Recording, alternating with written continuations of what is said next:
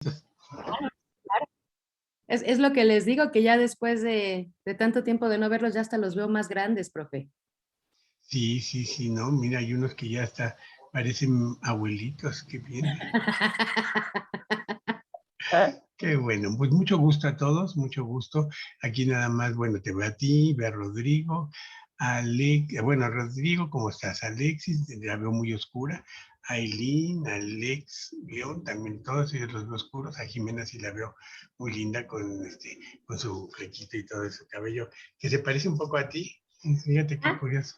Y a ver, déjame ver a quién más veo. Ah, pues está, mira, está Elena. Hola Elena, ¿cómo estás? Hola Ámbar, ah, qué bonito nombre tienes. Hola Diana, hola Dianita, ¿cómo estás?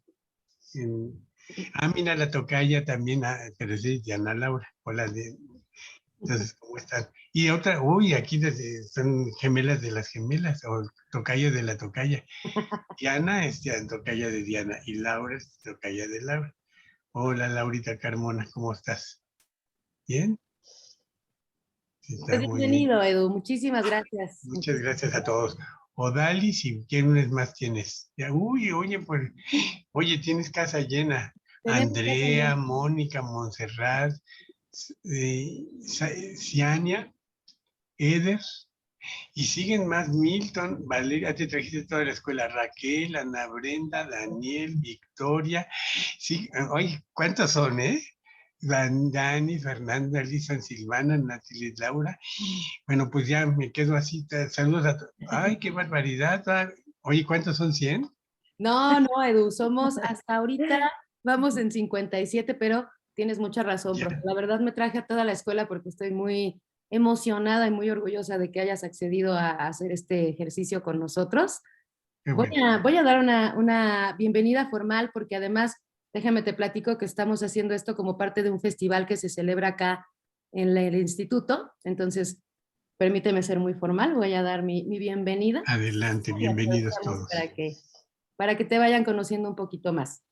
Bueno, pues empezamos. Buenas tardes, sean todos bienvenidos al webinar llamado De frente a la evaluación clínica, entrevista al doctor Eduardo de la Fuente. Esta entrevista la realizarán alumnas y alumnos de quinto semestre, específicamente de los grupos 502 y 504, quienes además son la primera generación de nuestro querido instituto.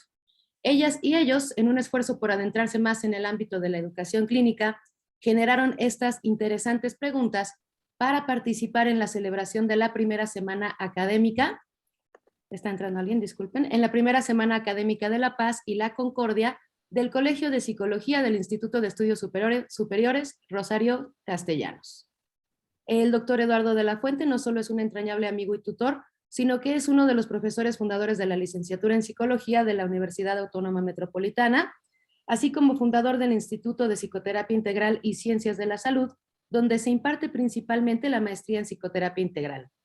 El doctor de la Fuente, además, es un experimentado psicoterapeuta con más de 40 años de práctica, por lo que le agradezco profundamente que haya accedido a iluminarnos con sus vastos conocimientos y su gran calidad humana.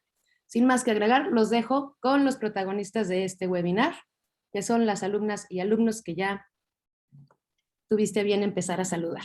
Bienvenido, profe, mil gracias. Muchas gracias por la presentación tan amable y bueno, bienvenidos todos y estoy atento a las preguntas que quieran formular. Buenas tardes, doctor. Es un gusto conocerlo. Mi Mucho nombre es gusto. Valeria Vargas. Primero que nada, nos gustaría agradecerle el hecho que haya accedido a concedernos esta entrevista. Como ya se mencionó anteriormente, nosotros somos parte de la primera generación de este instituto y no nos falta mucho para ingresar al campo laboral, por lo que sus aportaciones nos serán muy valiosas.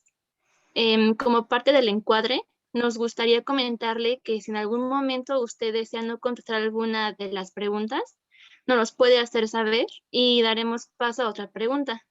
Reiteramos también el agradecimiento a quienes nos acompañan y pues muchas gracias y comencemos. Adelante, Valeria. Muy bien, doctor, pues yo me presento, yo soy Milton Daniel Ángel Jiménez Flores, del grupo 504.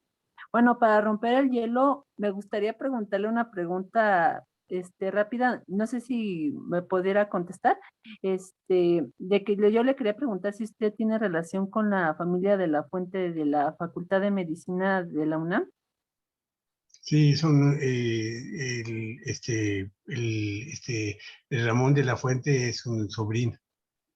Ah, mire, sí. Y es que Ujú, ahorita mi sí. mamá estaba oyendo y me recordó. Ah, Dije, sí, sí, ah, sí. mire, Sí, sí. somos, no, mantenemos, convivencia, pero sí somos parientes. Ah, mire, gracias por el dato, gracias. Ándele. Bueno, comenzando con la primera pregunta, doctor, ¿qué es lo que nosotros como psicólogos debemos realizar, principalmente en una evaluación? ¿Qué es lo que usted considera que debemos nosotros realizar en una evaluación principalmente? ¿En una evaluación de un paciente o en una evaluación de Ajá, qué? de un paciente, exactamente.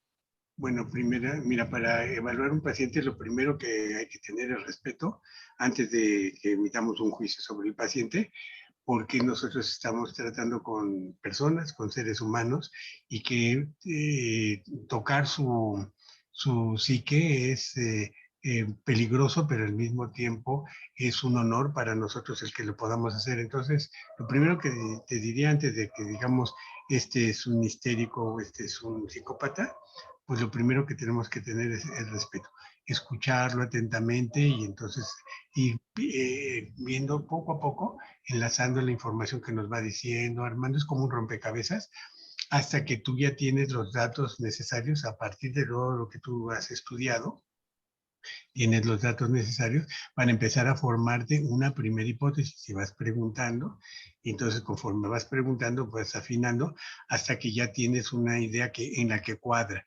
Eso te permite hacer una primera evaluación, pero nunca es definitiva porque los procesos terapéuticos siempre son dinámicos. Entonces, a lo mejor tú viste una persona por un aspecto de su psique, de su estructura, y después conforme va pasando el tiempo te das cuenta que es un poco distinto. Entonces, primero, sí hacer la evaluación con la información que te va dando, cuadrándola, tú tienes autores, tienes marcos teóricos que te permiten en un momento dado ver qué tipo de patología tiene o qué tipo de problemas tiene, y después saber que es un proceso que va modificando a través del tiempo, ¿sí? Entonces, eso sería lo primero. Hay aspectos que sí van a ser más estructurales, que van a ser más permanentes, pero hasta los más graves hay que tener cuidado porque no debemos encasillar a un paciente con una evaluación en una patología o en un tema, por un lado. Por otro lado, hay algunos pacientes que no vienen porque tengan una patología, sino que vienen porque quieren un desarrollo personal. Entonces, la evaluación es distinta porque ahí lo que vas a evaluar es qué es lo que quiere y por qué lo está buscando. Entonces, ahí es otro tipo de preguntas. Muy bien. ¿Qué Muchas más? gracias, doctor. Muchas gracias a ti, Milton. ¿Sí? ¿Te quedó clara la respuesta? Sí, doctor, me quedó muy clara. Muchas gracias. Gracias, Milton. Gracias a Hola, usted, doctor.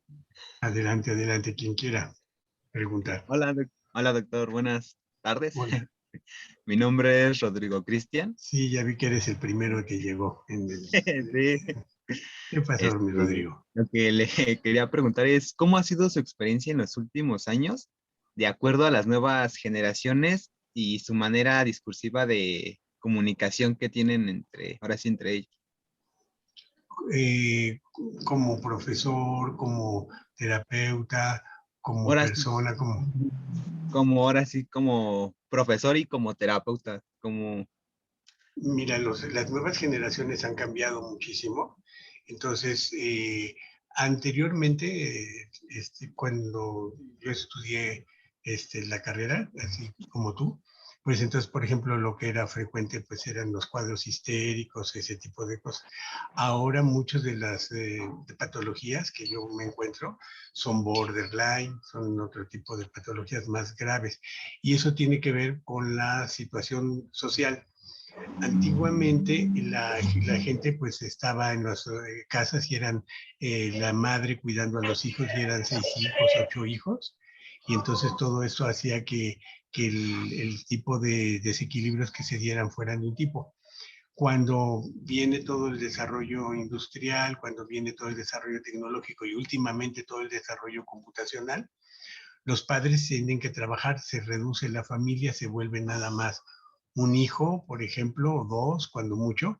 Los padres, los dos trabajan, dejan encargado a los hijos muchas veces están al cuidado de las máquinas, entonces están con su computador o su tablet, y entonces eso produce, por ejemplo, rasgos autistas, falta de atención, entonces problemas de déficit de atención, pero sobre todo muchas veces se ligan a la cosa, al objeto, por ejemplo a la tablet, como una madre sustituta y entonces tienen una madre cosa y entonces no logran tener una identificación de sí mismos porque el proceso de identificación de un individuo se da a partir de la mirada del otro, de la mirada de la madre, del sostenimiento del otro.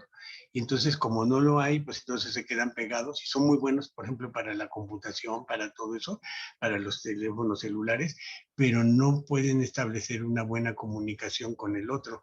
Entonces, las comunicaciones se hacen a través de formas indirectas, con cierto miedo, a veces de manera atrevida, por ejemplo, en las redes, pues, metiéndose a situaciones peligrosas por el estar buscando esa comunicación, pero al mismo tiempo carente de una profundidad grande. Entonces, las patologías ahora pues tienen que ver más con los rasgos del border, con los rasgos autistas, con los déficits de atención y todo eso, estos últimos, por ejemplo, tienen que ver con todo lo que sería las autoagresiones, las agresiones en las escuelas, en unos con otros, el bullying, todo eso tiene que ver con eso. Que eso, pues, siempre ha habido agresiones en las escuelas, pero ahora más, ¿por qué? Porque hay muchísima más falta de atención a los jóvenes. Entonces, los jóvenes ahora tienen más dificultad para establecer una relación formal, entonces no quieren muchos de ellos tener familia,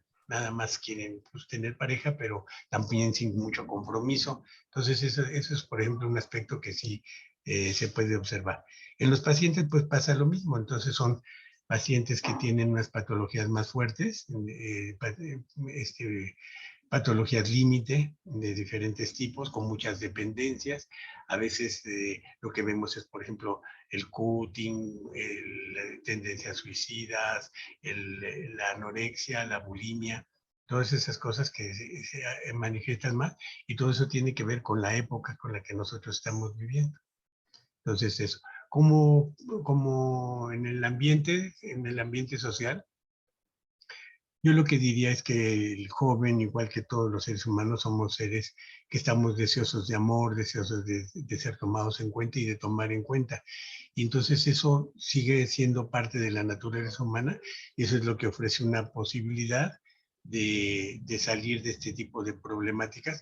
Y a los psicólogos, pues es en lo que nosotros debemos de creer, en esta capacidad de amar a la vida, de que la vida va por encima de cualquier cosa, de que la vida misma es el amor, que es el respeto al ser, que eso es lo que, y eso sí lo sigue teniendo pues las generaciones de ahora, las pasadas y todas, porque está en la esencia del individuo, la esencia de vida, somos vida, ¿sí? Entonces, no es que no somos un objeto que le ponen vida, sino somos seres vivos, somos vivos, y también tenemos vida. Muy bien. ¿Qué más quieren preguntar? Muchísimas gracias. Muchísimas gracias, doctor. De nada, Rodrigo. Qué bueno que preguntaste eso. Hola, me presento, soy Andrea Daniela del grupo 504 y en primer lugar le agradezco por estar aquí y prestarnos un poco de su tiempo. Y lo que yo le quiero preguntar es, ¿qué autor o qué autores son los que más los inspira, bueno, más bien que más lo inspiran a usted dentro de la rama de la evaluación clínica? Carl Jung es el que más me inspira, es uno de los que parece muy importante porque no solamente ve aspectos patológicos, sino al desarrollo del hombre como de manera integral. Me parece muy bueno. Milton Erickson me gusta muchísimo porque es una persona que trabajó todo lo que es el pensamiento no dirigido, no racional, sino el pensamiento del lóbulo derecho, y que es un hipnotista norteamericano excelente. Entonces él pues logra hacer, por ejemplo, el tratamiento en pacientes que tienen problemas preverbales, o sea, cuando tú vas a hacer cognitivo-conductual o vas a hacer otro tipo de intervención, pues tiene que ser más dentro de lo racional. Pero si el problema se formó antes de esa etapa, pues entonces tienes que ir a otro tipo de lenguaje, que es el lenguaje simbólico, el lenguaje imaginario, el lenguaje del bebé. Eso es otra manera de trabajar y este autor lo tiene muy bien. Entonces por eso me gustan mucho. Muy bien. Muchas gracias. De nada. Buenas tardes, doctor. Me Sí. presento. Yo soy Permíteme Jimena un Cruz segundito. Fuentes. Sí, Permíteme un claro, segundo, sí, ¿sí? doctor. Sí, sí, sí.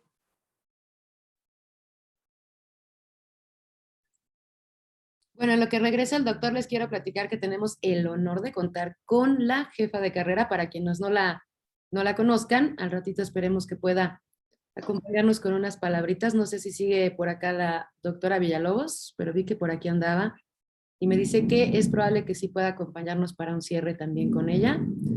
Y bueno, ya regresó el doctor Eduardo. Yo me callo, con permiso. Muy bien, entonces te interrumpí, adelante. No se preocupe, doctor. Me presento. Yo soy Jimena Cruz Fuentes del grupo 504 y le agradezco por contestar nuestras preguntas. Lo que yo le quería preguntar es, ¿qué situación ha sido más difícil para usted en la evaluación clínica? Bueno, los pacientes que son,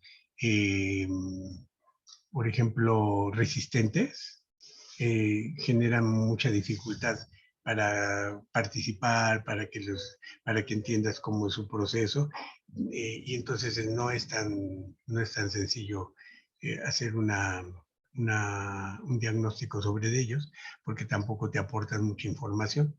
Entonces, eso es, por ejemplo, una de las cosas que pueden ser difíciles. Otro de los aspectos que depende de la profundidad es, por ejemplo, los pacientes que a lo mejor tú estás tratando por un problema, por ejemplo, neurótico, y que de repente reportan estructuras de otro tipo, estructuras perversas, estructuras psicóticas, y que de repente se les sale. Entonces, pero que has tenido un tiempo de que estás trabajando y no lo había reportado. Entonces ahí sí tienes que hacer un ajuste para ver qué es lo más importante. Todos tenemos un poco de todas las características, ¿sí? Todos tenemos, dicen que de músico, poeta y loco todos tenemos un poco, ¿no? Entonces eso, pues sí es cierto, pero lo que es importante es que tú tomes lo que es esencial para lo que vino el paciente. Entonces, a lo mejor el paciente vino porque se está divorciando y a lo mejor sí tiene rasgos psicóticos, ¿no? Pero no vino a eso. Entonces también eso es un problema, porque tú lo que tienes que hacer es respetar la demanda del paciente, no tu diagnóstico. Entonces, pues sí, tú sabes que tiene ese problema, pero pero no te vas a meter hasta allá. Por ejemplo, te voy a poner un ejemplo, Jimena. Una paciente que ha tenido ya 3 matrimonios, y que entonces se va divorciando, y entonces al principio siente que encontró al hombre de su vida, y que después ya lo que siente es que, que no le hacen caso, que no la dejan ser, que la tienen atada, que la tienen reprimida, y entonces se trata de zafar y se va y se divorcia, y otra vez. Y ya cuando está divorciada, entonces entra en depresión. Entonces, primero está como un poco contenta y dice que va a hacer cosas, y después empieza a deprimir y empieza a sentirse que que nada le sirve, que nada vale la pena. Entonces, esa persona a lo mejor empieza a tener tendencias suicidas, por ejemplo, o intenta suicidarse. Entonces la llevan a los médicos, el psiquiatra le dice que tiene que internarse, y la madre dice que no se tiene que internar, que su hija nunca pisara un psiquiátrico, que los psiquiátricos son lugares de vergüenza y cosas horribles, entonces que nunca debe estar en el psiquiátrico, que se la lleva para su casa y que entonces allá la va a tener. Y entonces parece ser que ahí dices, oh, qué bonito, que la quiere proteger y que la quiere cuidar. cuando en realidad el problema que tiene la hija es por la madre, porque nunca se pudo separar y la hija es un apéndice de la madre y la madre cree que la hija no es más que alguien que tiene que estar haciendo las cosas que ella quiere a como ella quiere. Entonces durante todo el tiempo primero le lleva su tecito y la cuida y eso, pero después ya le empieza a organizar toda la vida y le dice que se tiene que dedicar a dar masajes y la mete en un curso de masajes y le compra la cama de masajes y la otra cada vez se va sintiendo otra vez más encerrada, más encerrada. Y entonces otra vez se quiere ir, se quiere zafar. Entonces ahí tú puedes observar cómo lo que le hace la madre es lo mismo que ella cree que le hacen los maridos y por lo que los deja. Y entonces ella siente que ella no vive su vida. Y entonces ella lo que hace es, a la hora que no puede vivir su vida, pues entra en un brote psicótico y entonces se quiere suicidar. Entonces prefiere nada a vivir encerrada, ¿sí? Entonces por eso es que hace ese tipo de cosas. Entonces, si tú lo que ella haces es que, por ejemplo, llega la paciente y lo que nada más te dicen es que tuvo un evento que se quiso suicidar, pues a lo mejor la mandas al psiquiatra y la medican y está un tiempo internada y después ya sale. Pero entonces no fue profundo el análisis porque la señora, la madre, seguirá metiéndose en la vida de ella y la seguirá manipulando. Ahí, por ejemplo, la terapia sistémica tiene mucho que hacer porque entonces ella no es más que el reflejo de la patología de la madre. Entonces ahí ya tienes que enfocar como un problema en la que la señora, ella se tiene que aprender a ser independiente y tiene que lograr una separación de la figura de la madre. Y entonces todo el tratamiento es irlo haciendo leve, despacio, porque no puedes decirle ahora ya sea usted independiente, se va a vivir a tu lugar, porque como no tiene su fuerza yoica, no tiene un sostenimiento, entonces lo que va a hacer es que se puede deprimir y puede volver a intentar un suicidio. Entonces tiene que ir poco a poco reconociendo que tiene esa capacidad. Ahora, ¿cómo se fortalece un individuo en cualquier circunstancia? Pues se fortalece a través del autorreconocimiento. Lo que da seguridad a una persona es el que reconozcas que tienes cualidades.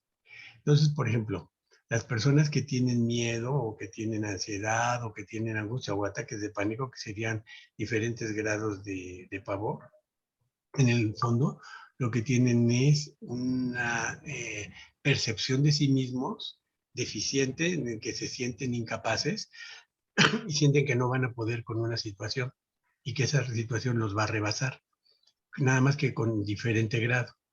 Entonces, allí, por ejemplo, lo que haces es que primero, pues lo haces, si llega muy tensa la persona contigo, pues entonces lo que haces es que le pides que respire, que se relaje y todo, porque ahí le estás haciendo una regresión a una etapa preverbal, que es el momento del nacimiento, en la que sintió que se iba a morir, y entonces para que pueda salir adelante, tuvo que respirar, que fue lo que fue la angustia de nacimiento de que iba a morir.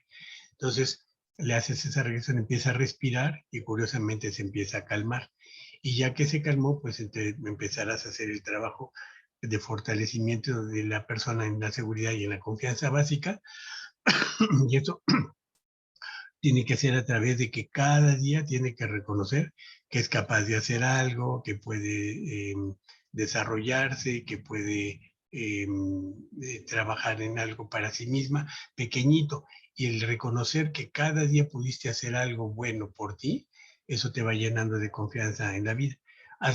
No te vuelves totalmente seguro nunca, pero cada vez te sientes más seguro de ti y eso ayuda entonces a que vaya saliendo la persona poco a poco. Entonces, son tipos de problemas que se van a presentar en tu trabajo como psicóloga y que tienes que tomar en cuenta. A veces son del paciente, a veces son las resistencias porque lo llevaron a terapia, a veces son las influencias de la madre o de los hermanos o de la familia, a veces son los desequilibrios porque tiene una estructura inadecuada. Entonces, todos esos son dificultades que te vas a encontrar en los procesos terapéuticos que tú vas a enfrentar. Y conforme te vas teniendo experiencia, pues te vas desenvolviendo y vas aprendiendo a hacerlos con más tranquilidad, con más objetividad, ¿sí? Al principio, cuando empieza uno a atender pacientes, pues no tienes la práctica y entonces es un poquito tenso en muchas ocasiones, Yo me acuerdo de compañeros que se asustaban mucho. Y es lo mismo que te digo, creían que no tenías los recursos para poder atender a la persona. Pero conforme te vas dando cuenta que sí puedes y todo, pues te vas haciendo más sólido tú también. Entonces, pues puedes hacer lo mismo que hago paradójicamente con los pacientes. Pues si ves que estás preocupado, pues respiras tú y te relajas y ya vas poniendo atención y vas viendo qué es lo que puedes hacer. Bueno, ese es un poquito de lo que pasa en cuanto a las dificultades con algunos pacientes. Muchas gracias, doctor. De nada, Jimena. Hola Doc, buenas tardes, mucho gusto. Hola, Ricardo. Es un placer conocerlo. Espero haya tenido un bonito inicio de jueves. Muchas gracias, tú también. Aquí yo le tengo una pregunta que va de la mano con la que acaba de hacer mi compañera y es la que sigue.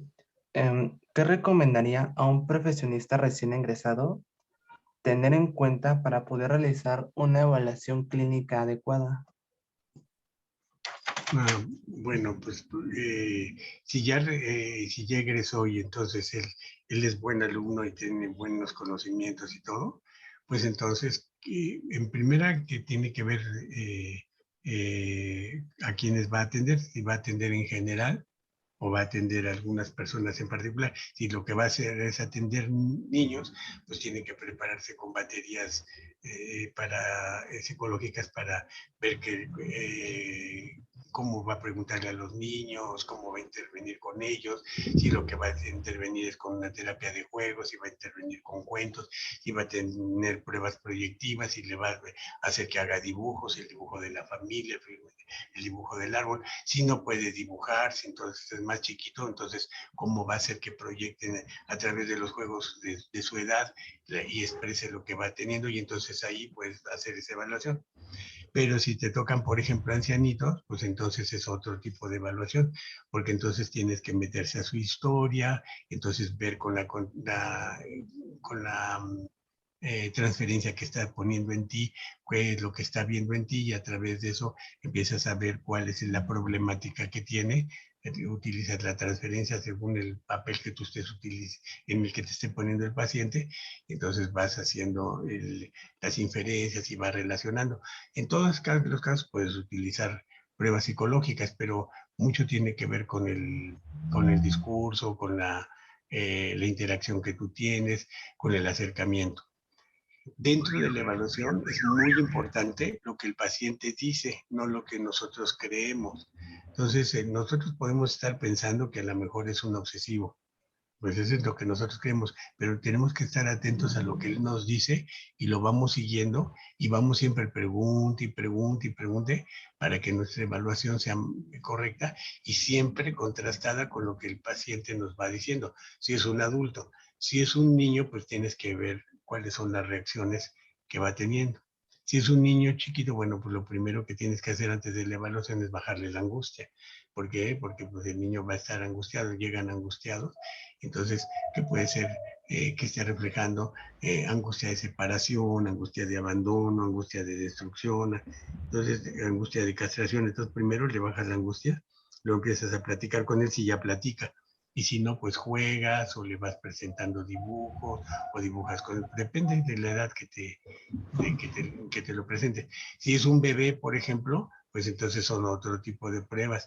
Entonces son primero pruebas físicas para ver si se sostiene bien derechito el niño, si tiene fija la atención, si tiene la atención dispersa, si escucha bien, si se asusta con los sonidos, si presenta mucha inquietud, si tiene, por ejemplo, reacciones psicosomáticas, a lo mejor tiene problemas en la piel y está muy chiquito, y entonces pues todo eso tiene que ver con el diagnóstico que vas a hacer y la evaluación, pero en relación con el papá y la mamá, sobre todo con la mamá y la manera como ha sido sostenido.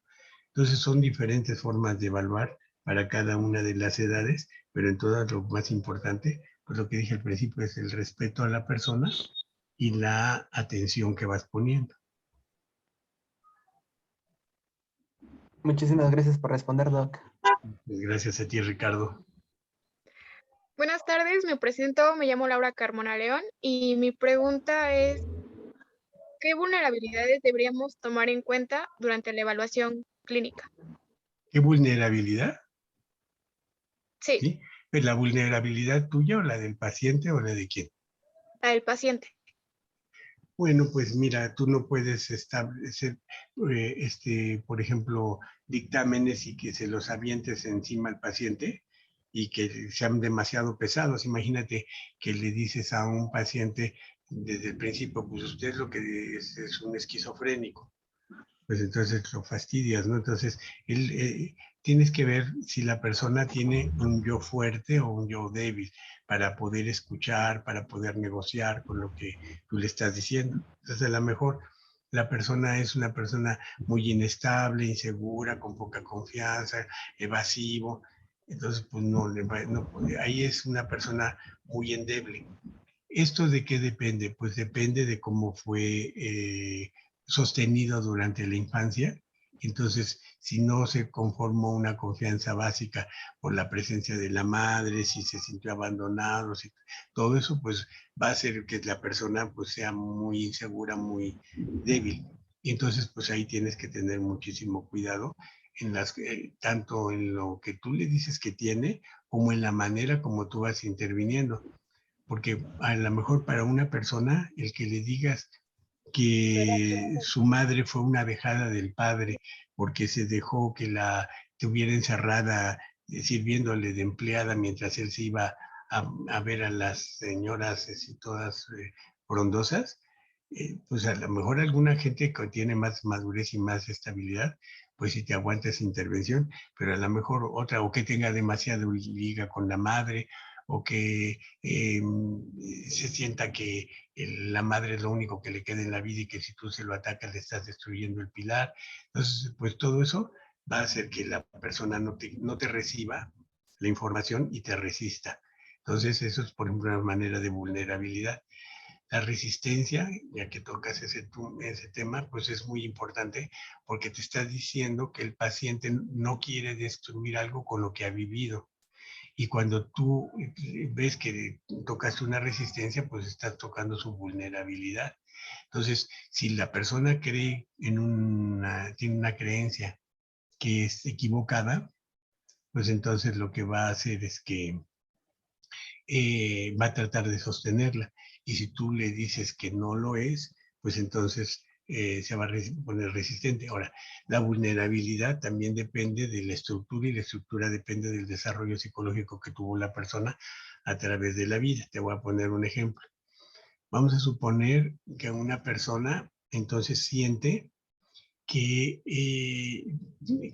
pues, la pareja, no importa que se vaya, no importa que se quite de su vida, porque no es tan importante, es sustituible. Pero sus amigos fulanito y menganita, ellos sí son insustituibles, pero más insustituible es su madre. Y son insustituibles porque ellos son ideales, ellos sí hacen todo bien, son gente que nunca se equivoca, a pesar de que en la historia del paciente ya te ha contado que a la madre le engañó el padre, que ella fue una dejada, pero él está convencido de que de la madre es ideal y que él también debe ser ideal y que él todo lo hace perfecto y que él no se equivoque y que tiene derecho a despreciar a otros porque él es superior a los demás y que él es un poco perfecto y que él es más que dice la palabra perfecto, es ideal. Pues ahí te está hablando de un psicótico, un agente con rasgos psicóticos muy fuertes, narcisista, que no quiere entender. Entonces tú le dices, a ver, pero su amigo que dice que es perfecto, que es ideal, nunca se ha equivocado, y tú sabes porque te ha contado que se equivocó en esto, se equivocó en el otro, y le dice, pero él tuvo estos errores, y entonces puede ser que te bote la conversación y te diga, pues no, él nunca se equivoca, y niega lo que antes afirmó. Negación es un mecanismo de defensa psicótico. O se afirma y dice, pues sí, tal vez eso dice la razón, pero mi corazón dice lo contrario, y yo así es como siento y no quiero cambiar. Entonces, ahí se está resistiendo porque si él deja de ser omnipotente, se va a sentir impotente. Y entonces a lo mejor el problema es de impotencia y que está tapado por muchas otras cosas. Entonces ahí, por ejemplo, lo que vas a tener es evasión también, o vas a tener problemas para la indagación. Entonces, depende del nivel de la patología, depende del tiempo en el que se hizo el problema. Si el problema es reciente, tienes menos dificultad, o es más, tiene más posibilidades de salir adelante. Y si es un problema que es estructural o es del inicio de muchos años, que ya se ha ido consolidando. Depende de las conveniencias del paciente. Si a lo mejor, por ejemplo, sí sabe y entiende perfectamente que no tiene que seguir otro paciente que dijéramos con la amante, pero el que lo pueda reconocer en la terapia, a lo mejor lo que le hace sentir es que ya los demás ganaron y él perdió el lugar, y que ya lo van a ver, si pide perdón y lo van a ver boca abajo, y ya nunca va a poder recuperar su posición. Entonces no está defendiendo al amante, está a lo mejor defendiendo una postura de poder.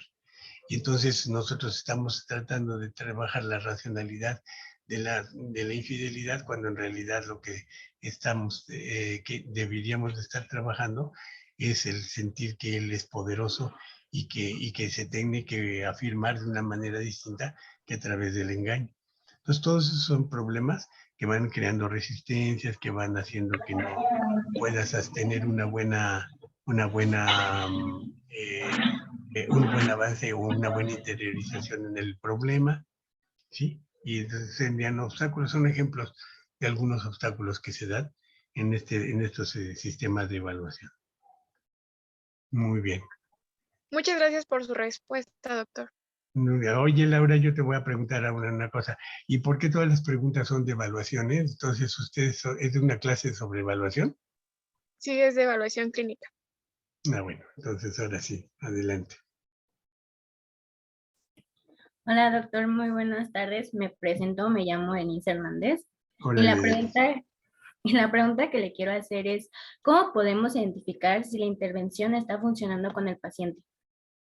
Ah, bueno, pues entonces, mira, esa pregunta está muy buena, porque por un lado te sirve a ti para saber si vas avanzando, y por otro lado para que el paciente se dé cuenta también de que está avanzando. Y eso las dos cosas son importantes. En la primera, tú no obligas al paciente a que piense de una determinada manera, o actúe de una determinada manera, o imagine de una determinada manera, o sienta sus emociones de determinada manera. No, tú dejas que él sea como él es, y lo vas siguiendo y vas escuchándolo y todo. Llega un momento en que te hace alguna declaración que es disfuncional, que es ilógica. Por ejemplo, que te dice: cuando mis hermanos me gritan, tengo ganas de matarlos. Bueno, pues eso ya es una declaración que no es funcional, y que te está diciendo mucho de la psicología del paciente. Porque las otras cosas que te puede estar narrando, pues pueden ser cosas de que va al cine, que vio la película de Spider-Man, la última. Bueno, pues eso lo escuchas porque sí, todo tiene que ver, porque son sus figuras, son sus imágenes, pero lo que es importante son las declaraciones que tú notas que hay un cierto desequilibrio. Entonces, cuando ya te haces esa aclaración, entonces dices: a ver, entonces él tiene un problema fuerte con los hermanos y quisiera acabar con ellos.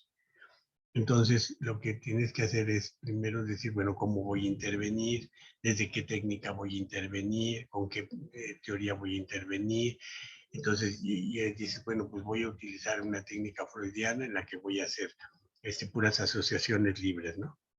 O voy a utilizar una técnica proyectiva. Entonces, que me cuente de otras personas que odian a sus hermanos, no de él, para que no se sienta tan atacado, que no se sienta resistente.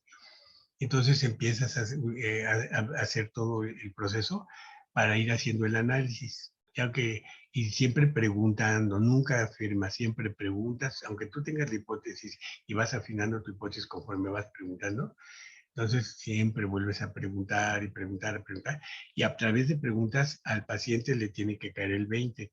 ¿sí? En otros, que eso, pues, a lo mejor eso es envidia que tiene, o a lo mejor es un odio. Entonces le dices, ¿y qué haría esa otra persona con esa envidia?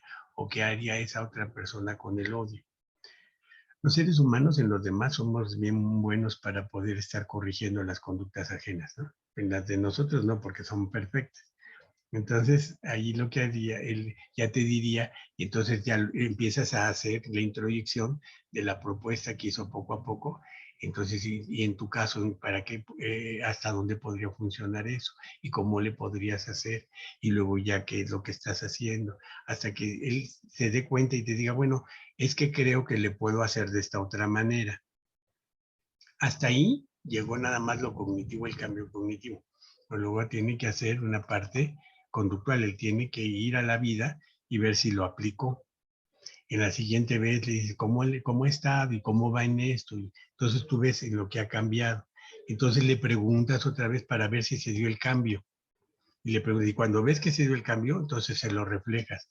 Y le dices, bueno, entonces usted logró ya esto, usted no logró esto otro. O si ves que le costó trabajo y dices, es que a la hora de la hora me dio miedo. Entonces vuelves a analizar y ves el miedo. Entonces, pero ya lograste algo, ya lograste que empezara a entrarle al tema. Entonces lo vas siguiendo, entonces ya le trabajas otro poco hasta que lo logras hacer. Entonces a lo mejor para lograr una cosa a lo mejor tienes que trabajar varias, pero todos esos son pequeños avances. Y al final haces una recopilación y dices, ¿y cómo? Ya que lo logré, dices, bueno, pues tú tuviste que vencer varias cosas para eso. A ver, ¿qué fue lo que venciste? Entonces ya te dice, pues logré vencer esto otro, o te cuenta. Y tú, si no tienes la visión completa, le vas preguntando, no le dices, no, le faltó esto y esto, no, sino le preguntas, y también usted tuvo que hacer esto, ¿y en qué momento lo hizo? ¿Y cómo lo logró? Entonces, ya al final haces una síntesis y le dices, entonces, de este problema que usted tenía, ¿usted avanzó ahorita en esto? Sí. Entonces, tanto tú te diste cuenta de que se dio el avance, como el paciente se dio cuenta que se dio el avance. Para ti es muy importante de que el paciente se dé cuenta, porque por un lado ya confirma y cierra eso y lo deja más afirmado, y por otro lado, pues entonces cuando le cuente a otras personas, le va a contar que tú eres muy buena y que tú lograste hacer eso con él y que le diste y que cambiaste. Eso te va a traer más pacientes, ¿sí? Entonces, esas serían las dos. Entonces, una vez parte, tú, la primera parte es, tú cómo te das cuenta de que avanzas, pues lo vas siguiendo y le vas preguntando a ver si avanzó, ¿sí? Pero tú no te engañas, tú lo que te diga, eso es lo que es lo cierto. ¿Sí? Y luego a la otra es que él también se dé cuenta. Porque hay pacientes que sí van avanzando, pero nunca el terapeuta o el psicólogo les hace la síntesis de lo que fue el avance.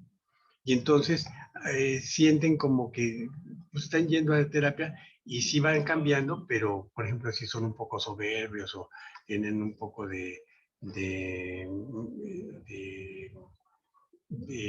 desprecio para los otros, pues a lo mejor no lo reconocen. Y sí es importante porque la salud mental se da en la relación de uno con el otro. Y entonces lo que tú le estás enseñando al paciente es a que se relacione con el mundo. Tú eres el mundo y tú te relacionas con él. Y entonces si él aprende a respetarte a ti, a tener una relación y reconocerte, y tú a reconocerlo y a que él se reconozca a sí mismo y tú te reconoces a ti misma, ahí es un proceso de salud mental.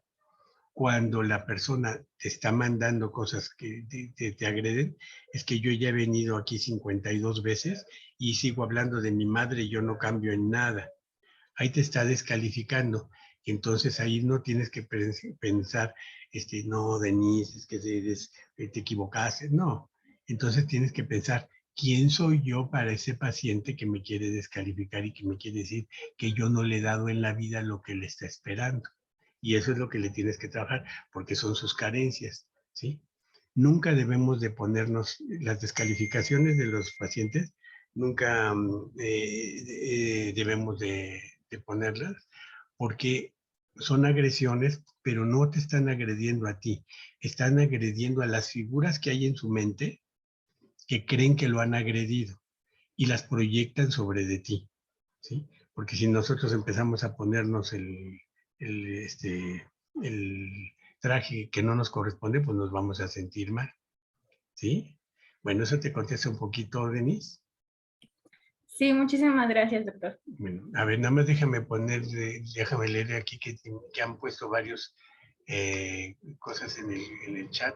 Gracias por acompañarnos de otros grupos, significa mucho para nosotros. Nuestro objetivo es y siempre será fortalecer el instituto para que ustedes sean dignos representantes del mismo. Doctora Villalobos, muchas gracias por sus bellas palabras.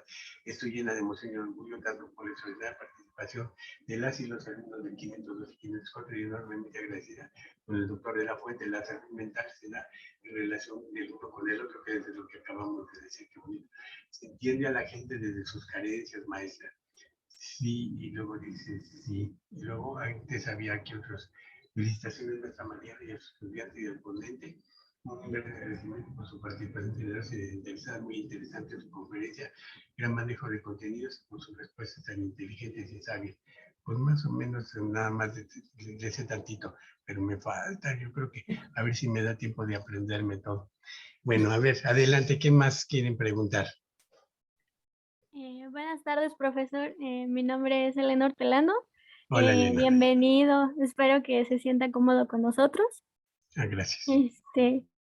Bueno, mi pregunta va dentro de la evaluación psicológica cuando el usuario se encuentra en riesgo de suicidio. En su experiencia, ¿cómo ha abordado la disposición o las expectativas que éste tiene respecto a la consulta psicológica? Bueno, mira, una persona que tiene ideas suicidas, entonces tiene una estructura mental débil, ¿sí?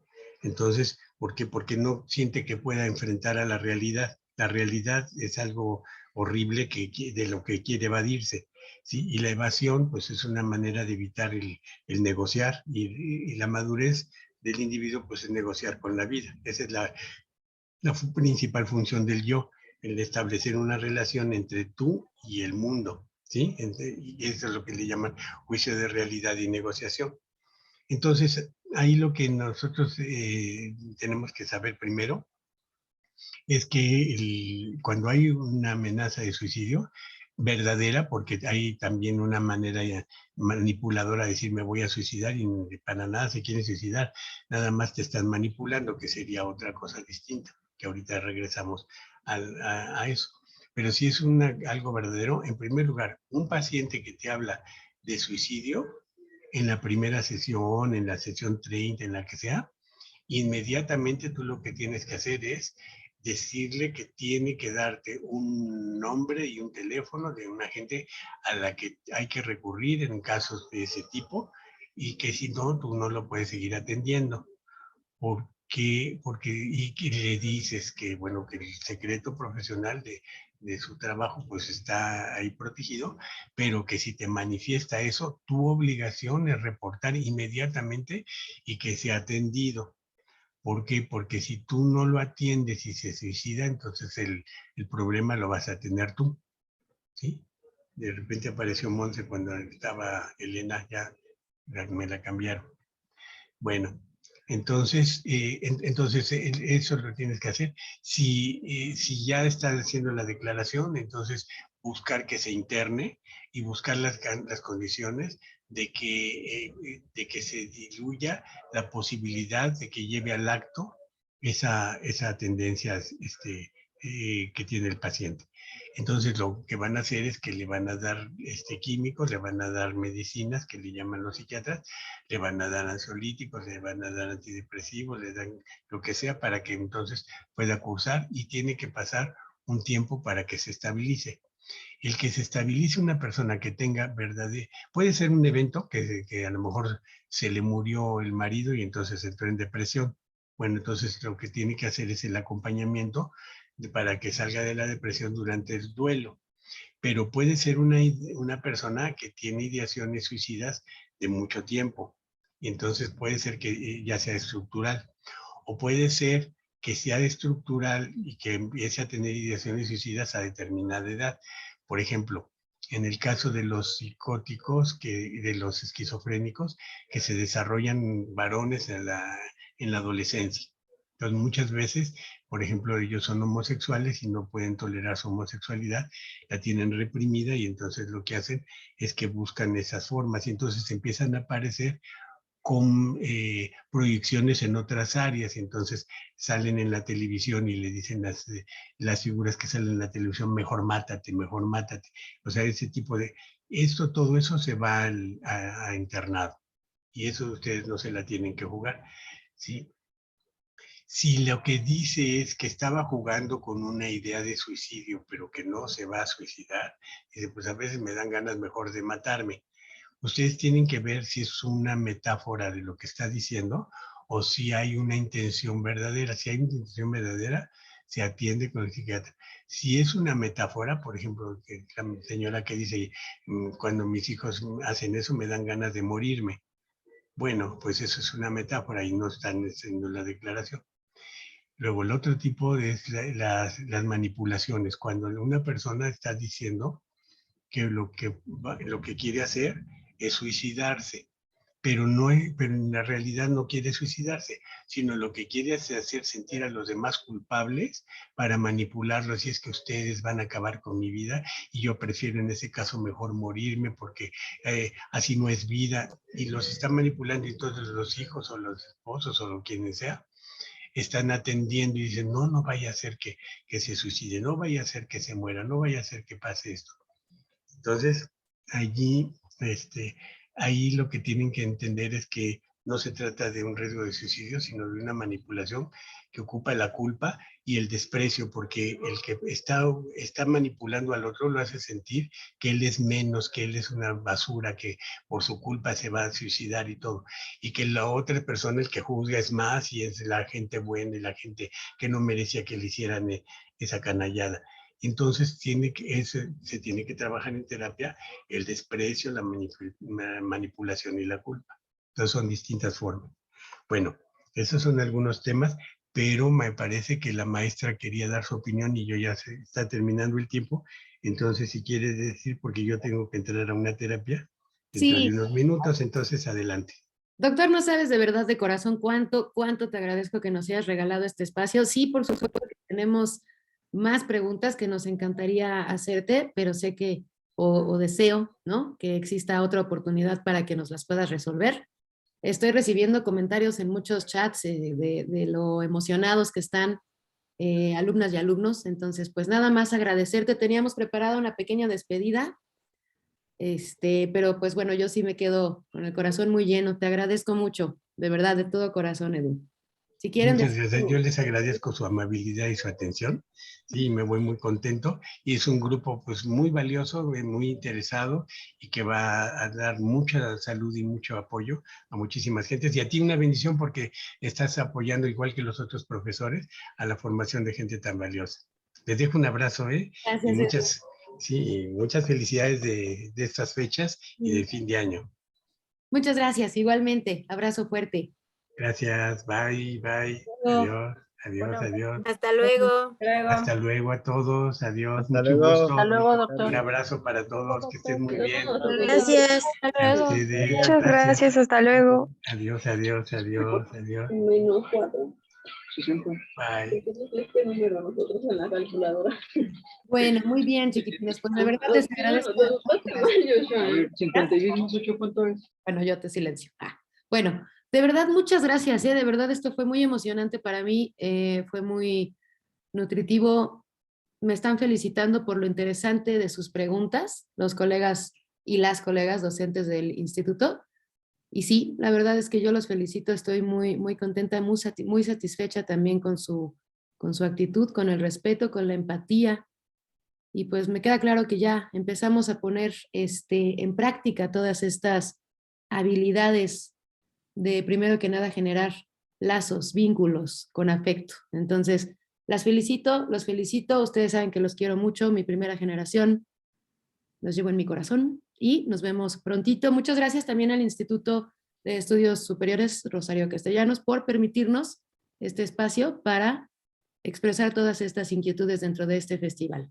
¿Sale? Muchísimas gracias. Por ahí están recibiendo muchas felicitaciones de parte de muchas de sus profesoras, si quieren checarlas en el chat. ¿Sale? Y bueno, lástima que no nos dio tiempo de terminar todas las interesantísimas preguntas que tenían. Y estaría padrísimo que también pudiera suceder este tipo de encuentros con profes también acá del instituto para que sigamos abordando estas inquietudes. Bueno, les amo, mi querubinado. Cuídense mucho. Nos vemos. Que tengan un excelente fin de semana. Gracias a todos los que asistieron. Muchas gracias por su apoyo. Muchas gracias, profesora. Gracias, profesora. Muchas gracias, maestra. Gracias, maestra. Gracias. Bye. Cuídense.